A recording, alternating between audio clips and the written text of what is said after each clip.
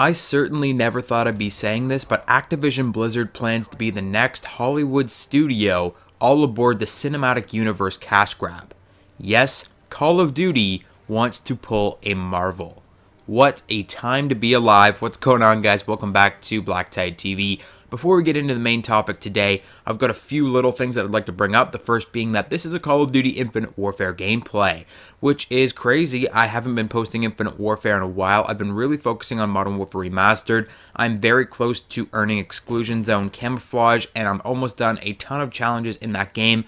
Not to mention, I have a much better time playing that game in my casual time. I really enjoy playing Modern Warfare Remastered, and so I've been focusing on that instead of Infinite Warfare. But I have noticed you guys have been noticing the lack of Infinite Warfare gameplay, and so I will be bringing back Infinite Warfare over the next couple weeks. Now, the second thing I'd like to bring up is this awesome 15-pack bundle in the supply drop system in the Quartermaster for Call of Duty Infinite Warfare right now. You can get 15 rare supply drops, 1 epic supply drop, which is a brand new thing. We haven't seen that in the game so far.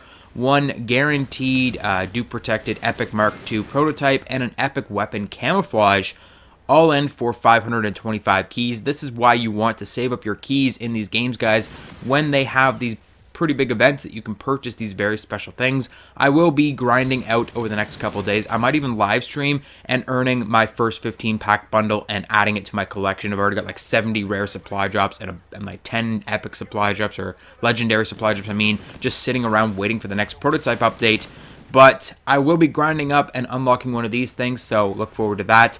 Get on there and get grinding. You can earn this thing before it expires. 525 keys is very quick to earn in Call of Duty Infinite Warfare. Believe it or not, it's a lot easier to earn them in this game than is in Modern Warfare Remastered. And if you play enough, you can earn one of these things and get yourself an epic supply drop and a 15-pack bundle. And now on to the main story of the day. Activision Blizzard Studios, a film studio formed in 2015 under Activision Major for the purpose of game-to-film adaptations, has announced that they will be working on a Call of Duty cinematic universe, complete with multiple movies and TV shows tying it all together. So I'm just going to read straight from this article to get you guys the gist, and then we're going to talk about this because this is something that I don't think anyone was ever expecting, and maybe something that nobody wants, but we'll get into that a little bit later in the video. For now, let's go through the article. So, Activision Blizzard are planning an assault to rival Disney's Marvel Cinematic Universe. It plans to use the multi-layered, interconnected approach that has made Marvel superheroes a dominant force in cinema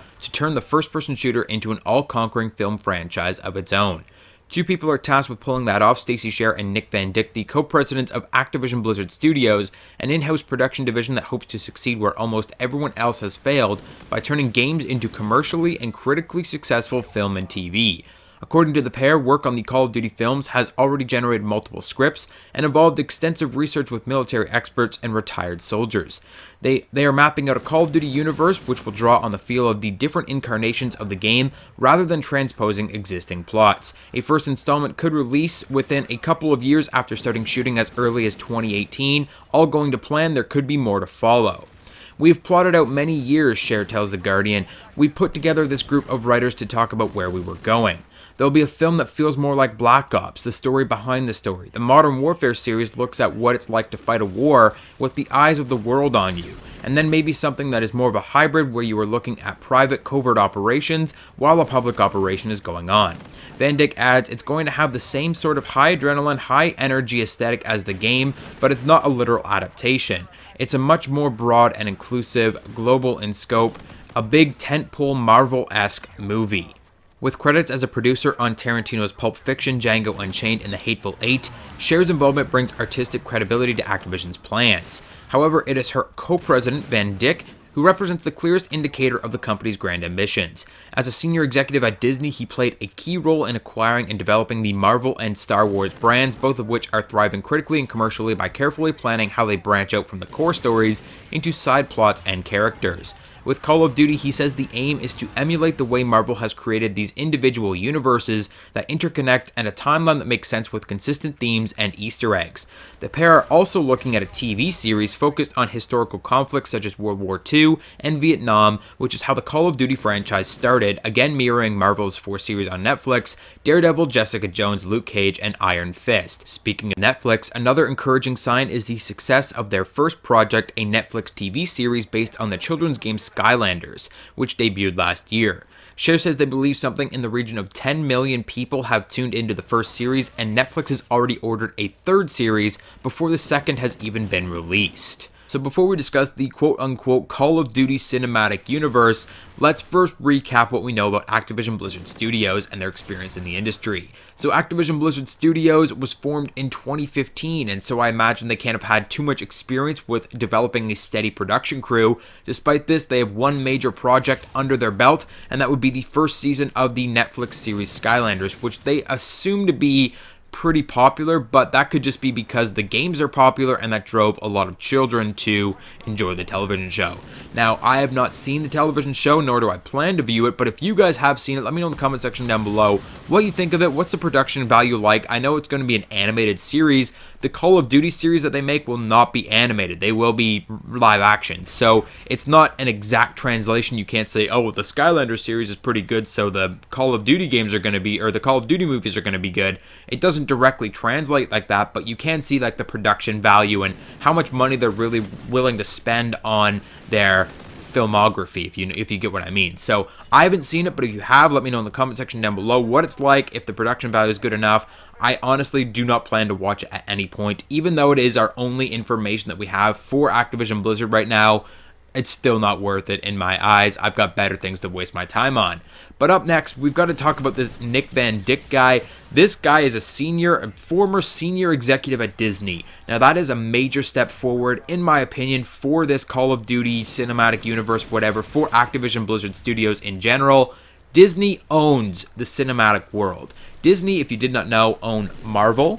They own Star Wars, they own Pixar, they own Disney, obviously, and a bunch of other projects as well. So Disney, whenever you're watching a movie, there's like a 1 in 4 chance that it's a Disney movie at its core. Disney owns everything. They can't really do any wrong. Disney is on a high streak right now, and this senior executive coming out of Disney to work with Activision Blizzard is a massive high note, especially when they mentioned that he was actually critical in the acquirement of Star Wars and Marvel for Disney, because those are two major properties. The Marvel Cinematic Universe, this is why everybody wants to have a cinematic universe now, because Marvel has been so successful with their cinematic universe. They've got all of their cinematic movies. They've got Agents of S.H.I.E.L.D., they've got Agent Carter, all those ABC shows. They've also got all the Netflix shows like Daredevil, Jessica Jones, all those. So Marvel Cinematic Universe is killing it right now. They're probably the most successful TV series or movie series or whatever you want to call it in movie history. So everybody wants a cinematic universe, and as far as Activision Blizzard is concerned, they should be the next on that cash cow. But will it work? I'm not entirely convinced this is the greatest thing for the Call of Duty franchise. Game to movie adaptations have always had a poor connotation, and this really seems like Activision's cop-out for a failing Call of Duty franchise. The franchise isn't doing great right now, and if you did not know, the main source of revenue out of branded movies, such as Marvel movies, Star Wars movies, is the merchandise. Generally, how they make their money, they make a small amount of money on ticket sales and how many people go to see the movie itself and how many people buy the Blu-ray, but the main source of revenue for movies is the merchandise. You go and you see the Marvel movie, and then your kid goes to see that Marvel movie and he wants a toy. That toy is where you get gouged. That toy is where you are paying the studio your money. So it kind of seems like Activision is like, hey, we can do this with Call of Duty. We will make these movies, make people like the movies, and then if they like the movies, they'll want to go and buy the game, which we can continue to make crap. So it really seems like this is their cop-out. As long as they make a half-decent movie to make you want to go and buy the game, they don't have to improve the quality of the games at any point moving forward. So I'm just worried that this is Activision's backdoor into reigniting passion for the franchise without actually improving the franchise, if you know what I mean. Not to mention the fact that I'm completely at odds with the idea of a cinematic universe. I am not opposed to a Call of Duty movie, TV show, or even cinematic universe, so long as they build up to it. Marvel's cinematic universe did not start with the Avengers, they started with Iron Man, and then they had Iron Man 2, and Incredible Hulk, and Thor, and Captain America, and they built up to the Avengers. We saw the colossal failure of Batman vs. Superman and how they introduced all the characters, and now they're trying to branch off. It doesn't work that way. And if they want to have a cinematic universe, they need to build up to it. Release one movie and see how it does. But I could go on about this for forever, so let me know in the comment section down below what your thoughts are, what your questions, concerns are, and I will do my best to talk to you guys and figure it all out with you guys. Hit the like button, subscribe, and I will catch you all on the next video.